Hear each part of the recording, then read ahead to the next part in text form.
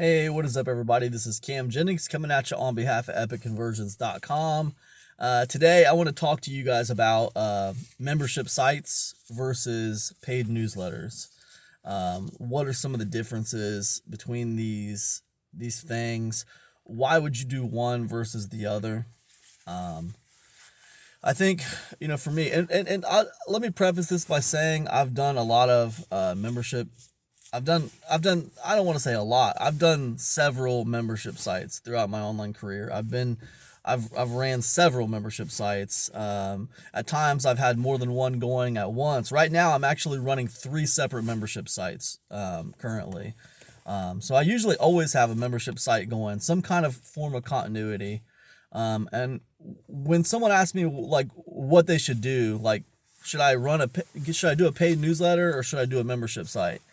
I would say, first and foremost, that they're really not that different, in my opinion. I think that the membership site has a few more parts to it, a few more moving parts to it.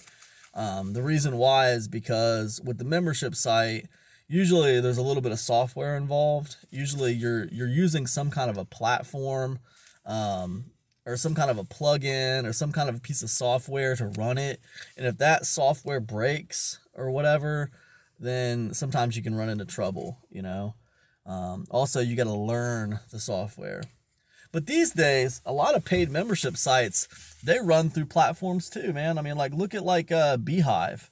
I mean, if you're going to run a paid newsletter through Beehive, I mean, you got to figure out how to use Beehive, you know.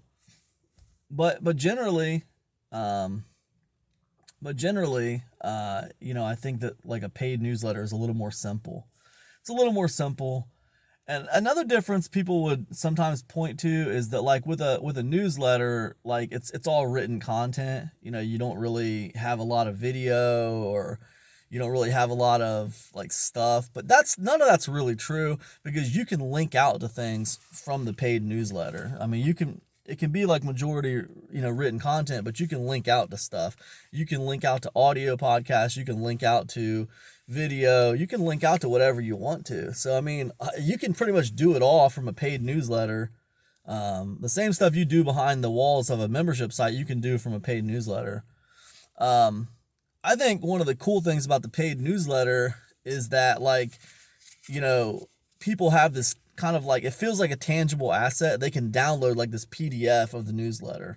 Not all newsletters are like this, but a lot of them are. You can download like a PDF version of the newsletter. So like you feel like you got something. You're paying for something and you get something. You feel like you got, like, you might have a collection of these PDFs on your hard drive.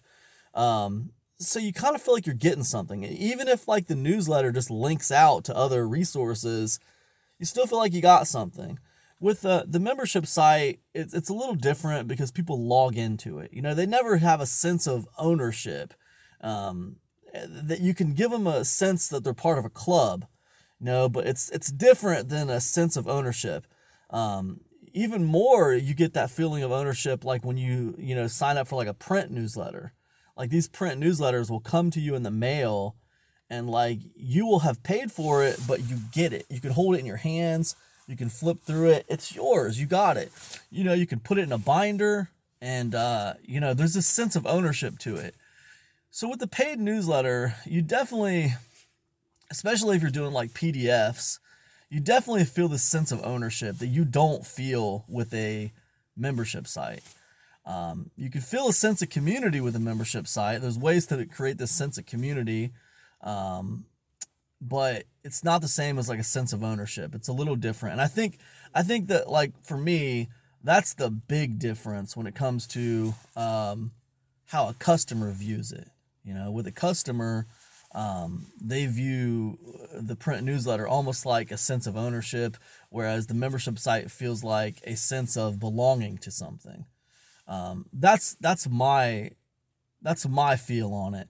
Now, it's a little different when you got a print newsletter that blurs the lines a little bit, because not all print newsletters allow you to download a PDF. Some of them you get it and it's just like an email, and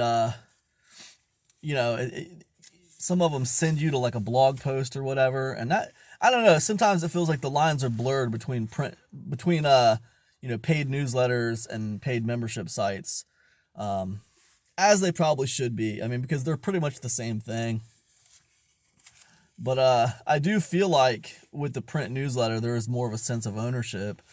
Not print newsletter, with a paid newsletter, there's more of a sense of ownership.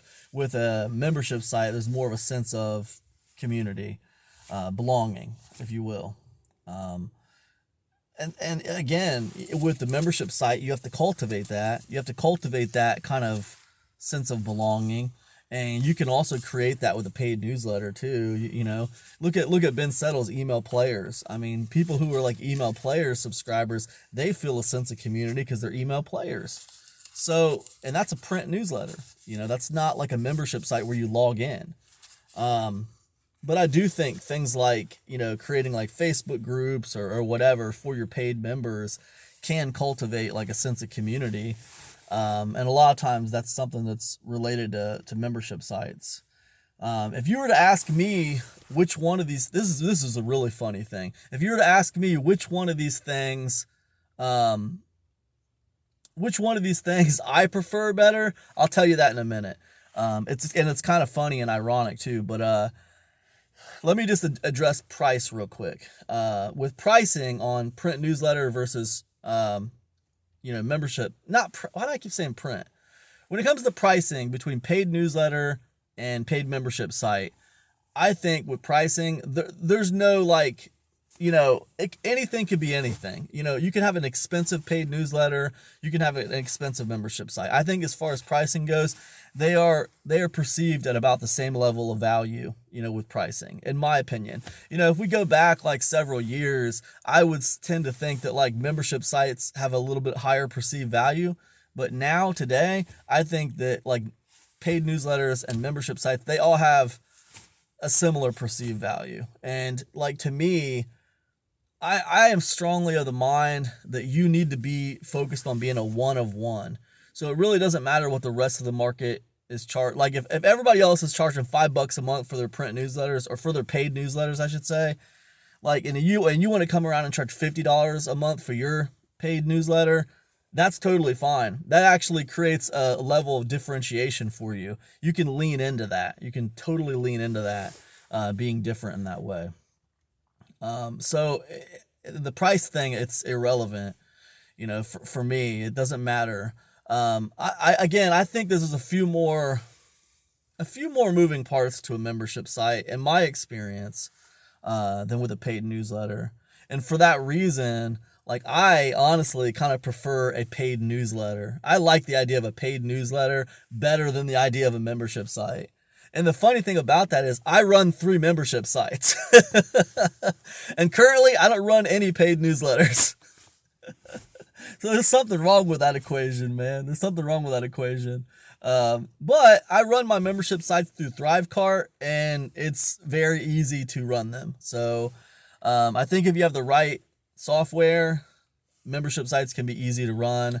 Thrivecart makes it very easy for me to run my membership sites.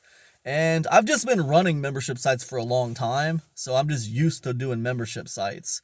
With the paid newsletters, like, if someone were to come to me as a beginner and say, man, I want to start some continuity, what should I do? Should I do a membership site or should I do a paid newsletter? I would say, man, I do a paid newsletter. It's easier. It's more simple. There's less moving parts. And you can link out to anything. If you want to do an audio for your paid newsletter, it's okay. Put a link in there to an audio. Make sure it's like an unlisted audio somewhere. Make sure only they can access it. It's simple. You can link out to a video. You can link out to a live call. You can link out to anything you want, like a downloadable supplement piece of information, like an infographic or something. You link out to anything. I mean, you can do anything with a paid newsletter. It's awesome, and it's easy, and it's also, again, with paid newsletters right now, they're fairly popular. And I think that at this point in the game, especially in the world of online business and marketing, like, there is a high level of marketing sophistication, right? And what I mean by that is not marketing sophistication, market sophistication. There's a high level of market sophistication right now.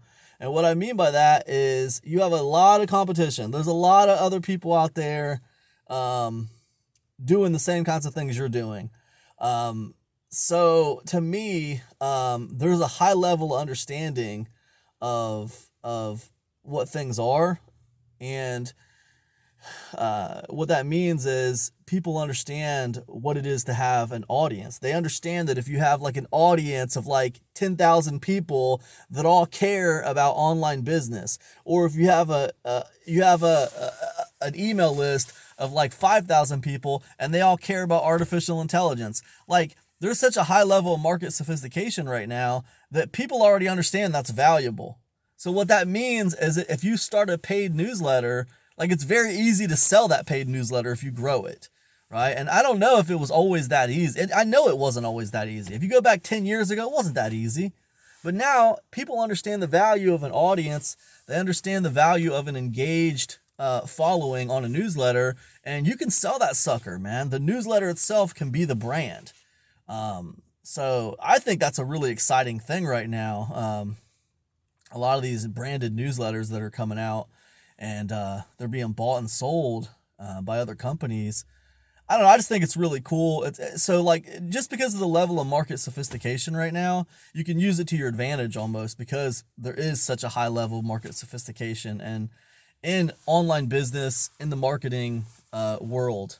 It's not like that in all markets, but in the markets that I swim in, it's a very high level of market sophistication. And in a lot of ways that feels, it makes it harder because you have to think about things a little bit more before you put them out. But in some ways it's beneficial. And in the way of people seeing the value of what you have, it's beneficial because people can understand. Like you might have something that's worth like millions of dollars, but if nobody understands the value of it, then you're not going to get millions of dollars for it. It's like having an autograph of this really awesome person, but nobody else cares, So that's kind of what it's like. But with high levels of market sophistication, people understand the value of what you have, so you can build like a paid newsletter and you can sell it, for really good. And again, man, you can build a free newsletter and sell it for a lot of money if it's warm. But I'm just saying, with a paid newsletter, it's easier to actually have a valuation for a paid newsletter because it actually produces income every single month. So the valuation is much easier. Anyways, I'm rambling. When it comes to paid newsletters versus paid membership sites, I say go paid newsletter. That's what I say. It's easier. It's more simple. And I say that knowing it's kind of weird because I run 3 membership sites. I love membership sites, but they're heavily dependent on where you're running them from. I run mine from Thrivecart. That's a good platform. If I remember, I'll put like a link to Thrivecart in the description or something. I do affiliate with Thrivecart, but I used Thrivecart for a year before I started affiliating with them, because I wanted to get a feel for the platform. I wanted to understand if I even liked it or not. So I used them for a whole year before I ever even started affiliating with them. Thrivecart's a good platform. It's really solid, and you can do anything. You can literally run a business from Thrivecart without a website. You don't even need a website to run a business from Thrivecart. It's crazy. But still, if someone were to ask me, should I start a paid newsletter or should I start a membership site, I would probably tell them to start a paid newsletter. Anyways, that's all I got. I'm rambling. Hope you guys are doing amazing. If any of this has resonated with you, be sure to get over to epicconversions.com, sign up for my free newsletter, and I will see you in the next episode. Peace now.